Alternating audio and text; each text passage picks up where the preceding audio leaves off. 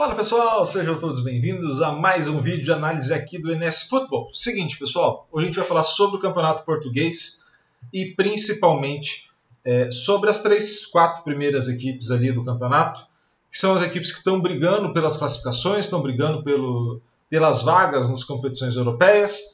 Então a gente está falando basicamente das equipes que estão brigando pelo acesso à Champions League, tanto a fase de grupo como a fase classificatória. No caso das equipes portuguesas, as 2 primeiras vão direto para a fase de grupos e a terceira vai para a fase qualificatória, que é aquela fase prévia ao início da fase de grupos, tá bom? Então vamos lá, vamos trocar uma ideia sobre esse cenário. Se a gente for analisar esse primeiro cenário, a gente vai ver que estão na disputa por essas vagas 4 equipes, tá? Basicamente são essas 4 equipes. Em termos de pontuação, estão na disputa. A competição tem 34 rodadas no total, ou seja, ainda faltam 10 rodadas, 30 pontos em jogo. O Sporting é o quarto hoje com 50 pontos, tá? O Braga é o terceiro com 55. Em segundo, o Porto, 57. E em primeiro, o Benfica, 65. Então, essas são as equipes, basicamente, que lideram o campeonato e que disputam diretamente as vagas para a competição europeia, tá? Então, esse é o primeiro cenário que a gente tem que ver para entender as análises que a gente vai fazer, tá? E aí vamos passar uma por uma dessas equipes, tá? Dessas 4 equipes. Então a gente vai passar por Sporting, entendendo os pontos positivos e negativos dessa equipe, tá? E também vamos passar pelas outras equipes, por Braga, por Benfica, por Porto, enfim, por todo mundo, tá? Nesse cenário inicial a gente vai olhar muito mais para o overall e para esses gráficos, tá? Qual é o cenário do Sporting? O Sporting vai muito bem jogando como mandante, um overall 70, é um overall muito forte como mandante, qualquer uma das ligas que a gente for analisar aqui, mas tem uma queda muito grande entre mando de campo e visitante. Ou seja, essa equipe tem uma força muito grande como mandante e despenca o nível de produção dela como visitante. Aí, Iago, onde que a gente pode ver isso? Se a gente for olhar só o comportamento da equipe, para a gente não focar nos adversários dessas equipes, você tem um nível de defesa igual, vantagem para casa, mas isso é por conta da casa decimal que está ali, tá? Então, se há uma diferença é muito pouca. Mas ele consegue bloquear mais quando joga fora de casa, ele consegue recuperar daí também no mesmo nível, tanto o grau de recuperação quanto as ações do adversário, ou seja, a velocidade que consigo recuperar, mas eu fico um pouquinho menos, converto menos os chutes, tenho menos chutes certos e converto menos esses chutes em gols. Ou seja, eu consigo até ter uma fase defensiva um pouco mais próxima da que eu teria jogando em casa em alguns momentos. Mas nas ações que o adversário consegue me atacar, ele consegue ser mais preciso, ou seja, consegue converter passe para chute, chute para chute certo e depois esse chute também, nesse chute certo, para gol. Tá? No caso do Sporting jogando como mandante, ele vai ter boas taxas de conversão disso e cai e muito como visitante, porque ele vai ter menos posse, aí não tão menos, mas aí começa a cair na taxa de conversão do número de passes que ele vai ter para chute, começa a cair nos chutes que vão ser corretos, ou seja, eu podia chutar menos, mas podia chutar sempre certo no alvo, mas eu vou ter uma queda também nesse nível de chute certo e vou ter uma queda também nessa taxa de conversão. Ou seja, uma equipe que sofre muito e que, tendo esse nível que tem de nota 70, era para estar com uma equipe mais alta em termos de nota do que esse 53 jogando fora de casa. Então a gente está olhando para um cenário do Sport, onde o Sport leva uma desvantagem muito grande por conta do mando de campo. Esse 70 a 53 é uma desvantagem muito grande. Agora a gente vai dar uma olhada na equipe do Braga. O Braga que hoje é a terceira colocada. O Braga tem um confronto dificílimo nesse final de semana contra a equipe do Porto. Você pode olhar lá nos nossos shorts que você vai ter análise desse jogo. E o Braga, a gente pode ver, ao contrário do Sporting, é uma equipe muito mais consistente, independente do mando de campo. Ou seja, você tem o overall 64 e 65, jogando em casa e fora, ou seja, você tem basicamente o mesmo comportamento dessa equipe, e você vai ver que não vai variar tanto.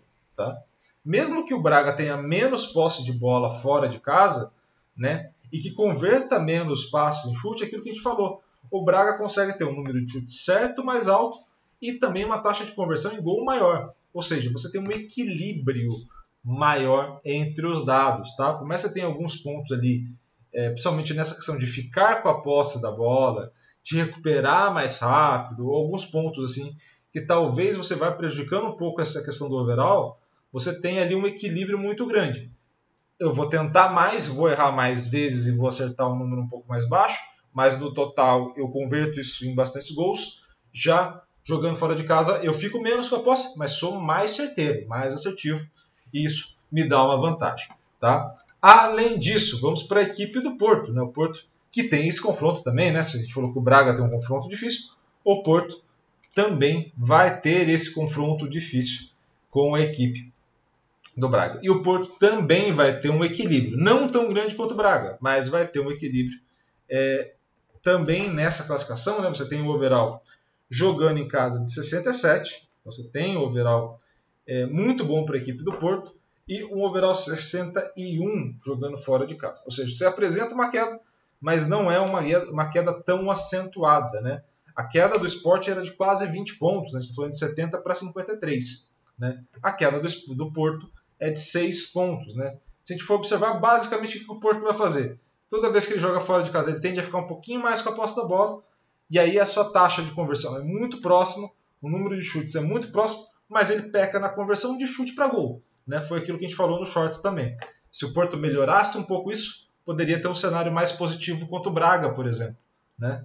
E isso vai aumentar a sua nota jogando fora de casa ao longo da competição. Mas, de ponto de partida, você vê que a equipe do Porto é mais equilibrada do que a do Sport, não tão equilibrada quanto a do Braga, mas vai captando esses pontos como mandante, coisa que muitas vezes ou o Braga ou o Sport não vai fazer tanto assim quanto o Porto, mas o Porto vai conseguir esses pontos com uma certa frequência. Tá? E agora vamos para a primeira equipe da competição. Né? Vamos encerrar esse vídeo com a melhor equipe do campeonato, com sobras até agora, que é justamente a equipe do Benfica. Né? E aí a gente volta ao ponto do Sport. Por que eu volto ao ponto do Sport? Porque o Benfica tem overall 69 nas duas. O Benfica fica com a posse da bola, mas as taxas de conversão, principalmente essa de conversão de chute para gol, permite ao Benfica ir melhor. Se ele vai melhor nos critérios ofensivos jogando em casa, ele vai melhor nos defensivos jogando fora. Ou seja, para o saldo de gols, que é o ponto que a gente analisa, percebam qual que é a vantagem. Você tem um Benfica que sofre menos gols fora de casa, ou seja, por mais que sofra mais chutes, acaba tendo um cenário onde ele vai conseguir equilibrar essa situação, contra um Benfica que tem facilidade ofensiva já jogando como mandante. Ou seja, uma equipe equilibrada, adaptando a sua forma de jogar, seja em casa ou fora, adapta-se à demanda do jogo, mas principalmente equilíbrio entre as duas situações. Você não tem uma discrepância nessa obtenção de saldo entre um cenário e outro. Né? Qual que foi a maior nota que a gente observou em todos esses cenários? Né? E eu estou fazendo a anotação aqui embaixo para não deixar escapar nada de vocês também. Tá? A maior nota que a gente observou, jogando como mandante, foi a do Sport, 70. Benfica, 69. Porto, 67. E Braga, 64. Então, percebam como são próximos, mas você tem o Sporting, que seria o quarto colocado na tabela como primeiro, o Benfica em segundo, o Porto em terceiro e o Braga em quarto. Ou seja, você tem até uma inversão entre Porto e Braga. Você tem até o Braga caindo para a quarta colocação, né? O Braga que hoje é terceiro. Você tem até uma inversão entre essas duas equipes. Onde está o grande truque dessa história que coloca o Benfica à frente, coloca o Porto à frente, coloca o Braga à frente, né? Você tem o Benfica com 69 jogando fora de casa, você tem o Braga com 65 jogando fora de casa, você tem o Porto com 61 jogando fora de casa, e você tem o Sport com 53. Então, se o Sport conseguir nessa reta final, nesses últimos 10 jogos, melhorar as condições jogando como visitante, você pode ter um Sport brigando com o Porto e com o Braga.